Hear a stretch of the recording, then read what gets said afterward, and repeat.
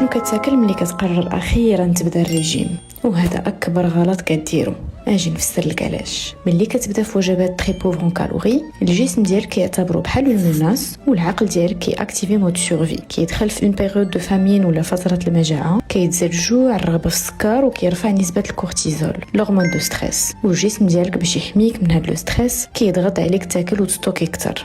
دونك اوتوماتيكمون الجسم كيبطئ لو ميتابوليزم باش يحافظ على الطاقه، كتحرق اكثر، كتحس براسك عيان، ولكن فعوض ما تحرقش الشحمه كتخوي تي ريزيرفون غليكوجين وكتخسر غير الماء. وحيت ما كتاخذش اسي دو بروتيين، لو كور كيديغادي العضلات باش يعوض النقص، الميتابوليزم كيقل وكيصعب حرق الدهون. عكس الا بدلتي لا سالاد بان فري بلا ايكيليبري ولا طبق متوازن، كتعطيه دي بروتيين دو كاليتي، نشويات معقده، دهون صحيه والياف. الجسم ديالك ما كيبقاش في حاله خطر وكيدخل في حاله امان. لو ميتابوليزم كيبقى اكتيف، الشبعه كتزيد، دي زورمون كيتستقروا، ولو كور ديالك كيبدا اخيرا يحرق الدهون بلا حرمان. كتحس بطاقه احسن، تركيز اكثر، ورغبه في الحلاوه كتقل. وهكا غتكون عطيتي لو كور ديالك كاع اللي يحتاج، وهو بدورو كيساعدك توصل للهدف ديالك.